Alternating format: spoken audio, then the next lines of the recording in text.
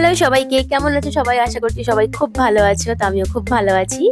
তো রাত পোহালে সরস্বতী পুজো, কালকে কার কি প্ল্যান, কে কোথায় যাচ্ছ? তো আমি একটু বাজারে বেরিয়েছিলাম, কিছু জিনিস কেনার ছিল। তারপর বাড়ি ফিরে আমি নেল পলিশটা পরে নিলাম। তো এই হচ্ছে আমার শাড়ি আর জুয়েলারি। তো এটাকে ভালো করে আমি সাজুগুজু করে বেরিয়ে পড়লাম। যদি শাড়ির লিংক বা কোনো মেকআপের লিংক যদি প্রয়োজন হয় তাহলে অবশ্যই কমেন্ট করো। তো আমি রেডি হয়ে একদম চলে এসেছি আমাদের স্কুলে। ওখানে আমার কিছু বন্ধুর সাথে দেখা করার ছিল। নিজের স্কুলে এলে মনটা খারাপ হয়ে যায় নিজের স্কুল লাইফের কথা ভেবে, যে সেই দিনগুলো কতটাই না ভালো ছিল। তো তোমরা কে কে প্রতি বছর সরস্বতী পুজো নিজেদের স্কুলে যাও অবশ্যই কমেন্ট করো। স্কুল থেকে বেরিয়ে আমি একটা বান্ধবীর বাড়িতে গেছিলাম, তারপর আমাদের গাড়ি এসে গেল। তো আমরা ঘুরতে যাওয়ার উদ্দেশ্যে বেরিয়ে পড়লাম। তো প্রতি বছরের মতো এবছরও সেম ব্যাপার। আমরা সবসময়তেই বলে থাকি যে বেলা 12টায় বেরোবো, কিন্তু এবছরও সেম 2টো বেজে গেছে, আমরা বেরিয়েছি। এটা প্রতি বছরের গল্প। আমরা কিন্তু কলকাতায় যাচ্ছি না। তো কি করছি, কোথায় যাচ্ছি সেটা জানতে হলে পুরো ভিডিওটা কিন্তু অবশ্যই দেখতে হবে। ওই দিন কিন্তু ওয়েদারটা বেশ ভালো ছিল আর রাস্তার ভিউটাও কিন্তু দারুণ লাগছিল। আমরা যেখানে যাচ্ছিলাম সেটা কিন্তু যথেষ্ট দূর ছিল। তো ফাইনালি আমরা কিন্তু পৌঁছে গেছি। সেটা হচ্ছে, তোমরা দেখতেই পাচ্ছ, এটা হচ্ছে সর্ষে পোস্ত বলে একটা রেস্টুরেন্ট। তো এটা হচ্ছে তোমার গুড়াপে।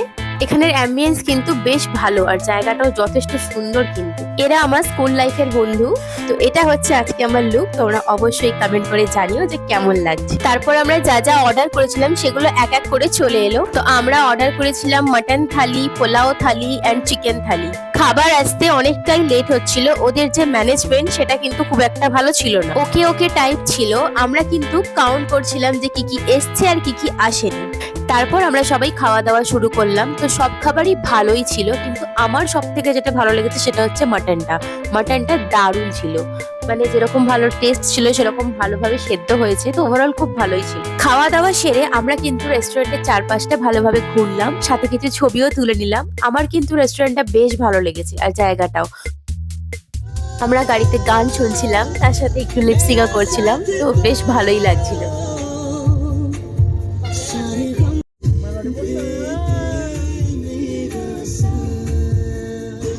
ওখান থেকে বেরিয়ে আমরা কিন্তু আরো এক জায়গায় যাচ্ছি। তো ভিডিওটা দেখতে থাকো, তাহলেই বুঝতে পারবে যে কোথায় যাচ্ছি। চলো গিয়ে দেখা হচ্ছে।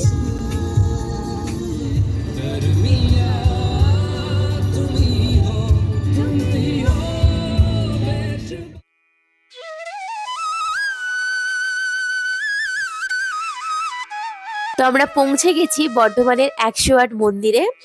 তো এটা আমি আগে কখনো আসিনি, এই প্রথমবার এসেছি। এই মন্দিরটা কিন্তু খুবই জাগ্রত, আমি সেটাই শুনেছি। আর বেশ সুন্দর মন্দিরটা।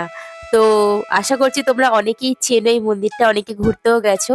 তো যারা যাওনি তারা কিন্তু অবশ্যই যেও।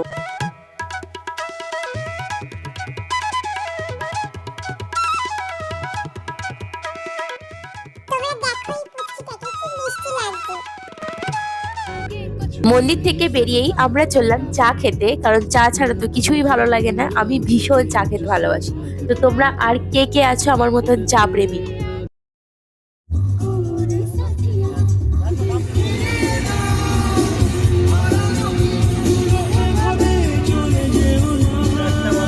চা খেয়ে আর একটু এদিক ওদিক ঘুরে আমরা সবাই বাড়ি চলে এলাম। তো দেখা হচ্ছে পরের কোনো ভিডিওতে। চলো টাটা।